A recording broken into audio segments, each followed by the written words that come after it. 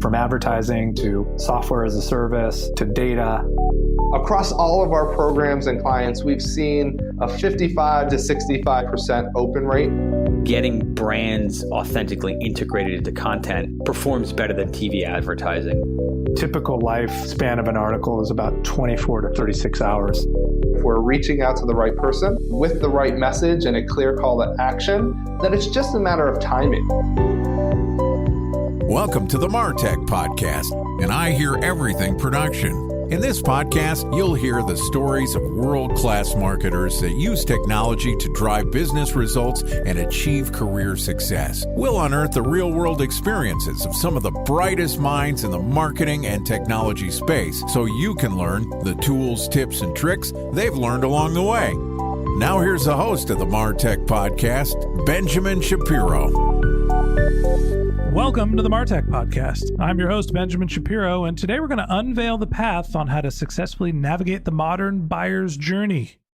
Joining us is Jake Randall, who is the Chief Operating Officer at Common Room, which enables community, developer relationships, and go-to-market leaders to drive brand awareness, product adoption, and revenue by engaging with users across all stages of the modern customer journey. Yesterday, Jake and I talked about navigating the influencer-led B2B buyer's journey, and today we're going to wrap up our conversation talking about understanding community-led growth. All right, here's the second part of my conversation with Jake Randall, the Chief Operating Officer at Common Room. Jake, welcome back to the MarTech Podcast. Thanks for having me back. Excited to have you back. Excited to continue our conversation. Yesterday, we covered guitars, Patriots football. We made fun of Doug Bell. And we talked a little bit about how influencer marketing is actually the 800-pound gorilla in the B2B SaaS room these days, where if you can't meet your customers where they are and get in front of the people that matter, you're really in trouble because people aren't opening your canned emails and they're not responding on LinkedIn like they used to. So there's one other component of the modern buyer's journey that I wanted to tap into. You can work with influencers and get them to talk positively about your brand, probably paying them. Or you can try to get your customers or your brand involved in some sort of a community where you can interject yourself into the conversation. Talking about how you can understand community-led growth. I think the first place to start maybe is how do you define community? And I think for a lot of folks, honestly, community has been thought of as it's a forum, it's an owned place that you have. And I think that's quite frankly wrong. So community is a much broader concept of, we talked about this idea of meeting people where you are. How do you congregate at their water cooler? And that is ultimately, I think, the broader definition of community and how you want to look at that kind of led growth process. So to use a couple of examples there's a 1 million person subreddit dedicated just to like Snowflake versus Databricks. That is an incredible amount of content and people for a topic that, even though I'm the host of the MarTech Podcast, I don't want to hear about that. You don't want to hear about. But there's a community of data analysts that care deeply about it. And that's where they're talking through these things. That's where they're understanding, how should I think about X versus Y with these products? If you're a technical product that developers are using, people are in GitHub repos talking through things. If you're a CMO listening to this podcast, my guess is that you are a member of some Slack community where with your buddies, you talk about how are you thinking about MROI for the CFO, since the CFO has all the power these days, right? There's a lot of places where community can happen. So a big part of it, and kind of bridging off of this idea of like influencer marketing, is also understanding not just these people that are thought leaders or like luminaries, I'll call them, in your space, but also there's these congregating points of, and I mean this with all respect, the average Joe that is talking about these elements. They're in a subreddit, they're in wherever it may be. I think that's the first thing that I'd think about when it comes to community-led growth, is this idea of every problem out there has a community. Communities are one of the oldest concepts, I would argue, in how societies work. And how do you engage in those communities? There's a parallel here to building a platform or a point solution. And often you're struggling with building something and you're just looking for one MarTech tool to move this one bit of data from this system to that system. And some of the times you're like, you know what? I need the full kit and caboodle. I need Salesforce or HubSpot, and I want everything that touches sales, marketing, customer success all the way across. When you are thinking about the forums and the communities that people are aggregating in, do you find that most people are in those communities and they're staying and having conversations, or are they doing a quick hit when they just have a discrete problem? It honestly varies. I think the common, framework that people think about is 90% probably of folks that are going to interact are, people call them lurkers. Looky-loos? Yeah, looky-loos, even better. And then you've got about 10% that are actively contributing and are engaged in it frequently. And it kind of gets back to our prior conversation of this idea of influencer marketing, but then there's different ways to think about that.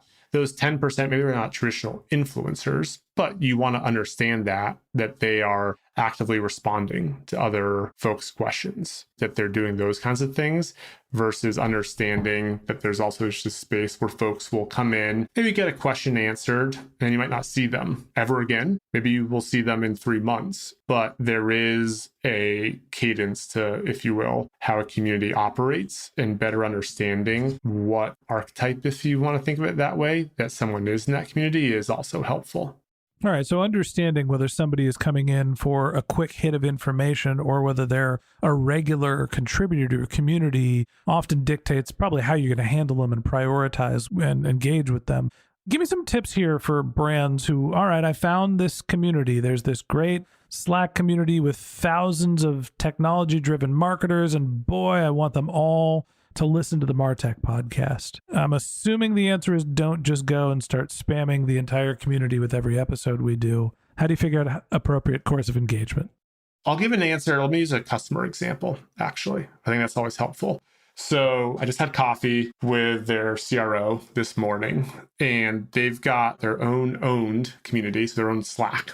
They also have community happening in these public channels, and they have their SDRs and AEs really tuned into it, and it's become their primary lead gen source. And the biggest thing that he has to train his incoming team on is how do you approach it with a value added, if you want to think about that framework, or simply going in and spamming and selling. So an example there, very tactically, is when someone asks a question in the community, you don't go in and say, hey, come to my website, or here's a link to the MarTech podcast in your example.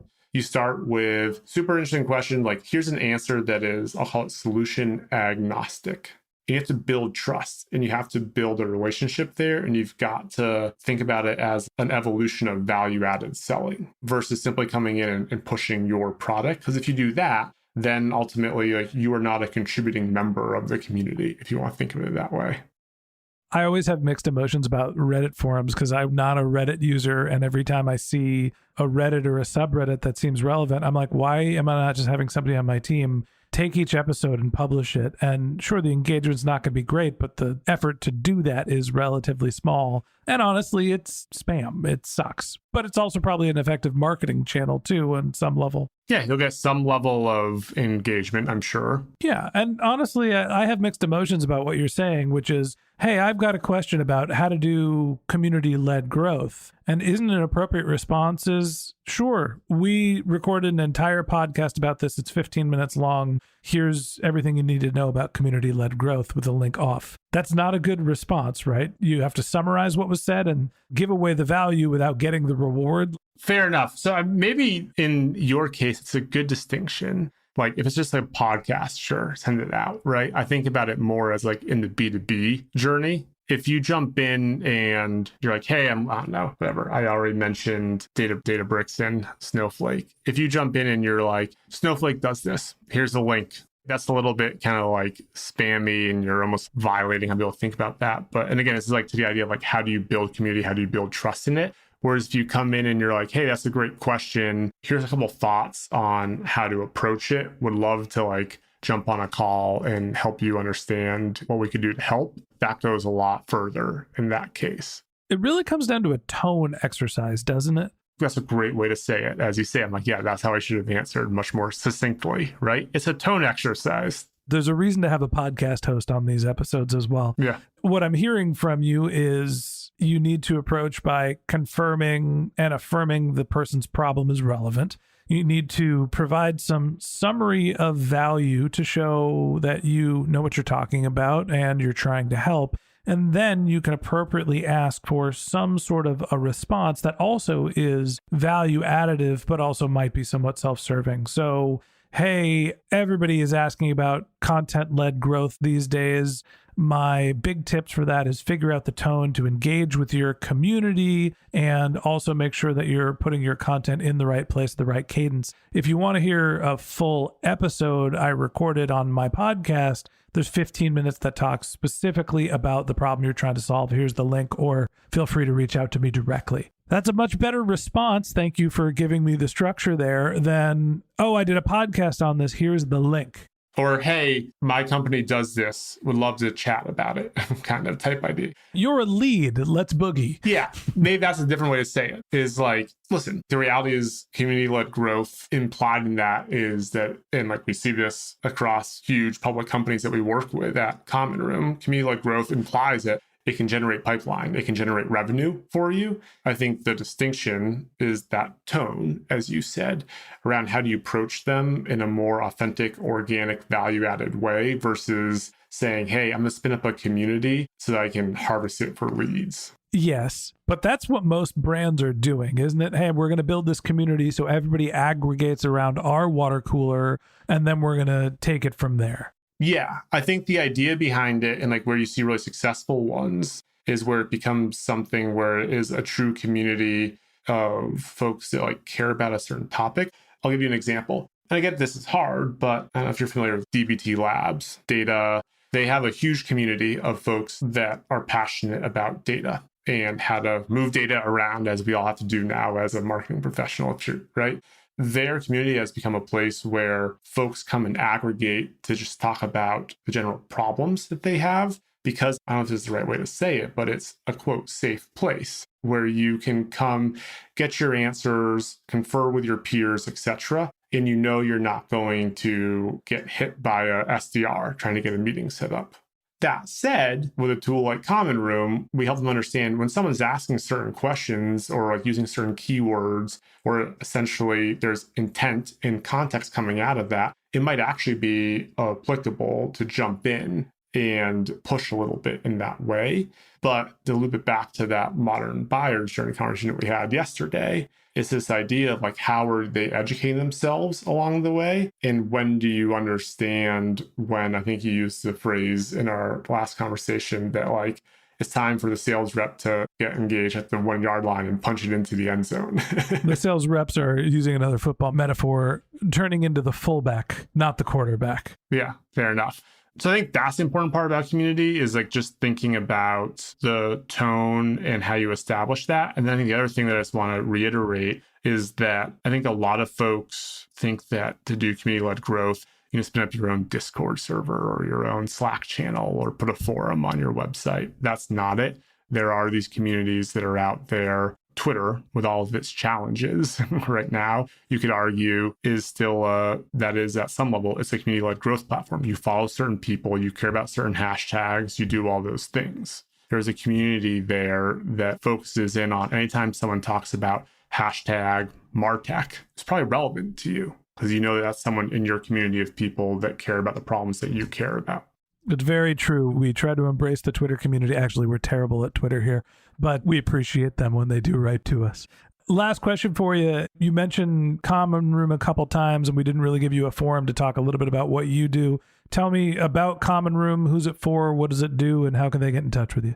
Yeah, absolutely. So Common Room is really focused on the idea of this new modern buyer's journey, this digital engagement community, whatever you want to call it, right? And I think that's important that it's always changing. What we help you understand is who are the people, where do they work that are engaging in this community, right? And so that can be everything from these unknown communities that I've mentioned. So who are these people that are talking about us in a subreddit? What do they care about? What are the trending topics? Is there positive sentiment? Is there negative sentiment? All the way down to if you want to spin up your own Slack community, help you manage and automate things around that Slack community. with ultimately us giving you this kind of 360 view of who those folks are. Think of it like a CRM. I'm Jake. I work at Common Room. Here's everything I've said across these different platforms in regards to your brand. I'm Ben. I work at MarTech. Here's everything I've said. So you can take the right action. You can bring those signals into your more traditional sales processes. Make it a QL if it's that time to be the fullback, whatever it may be.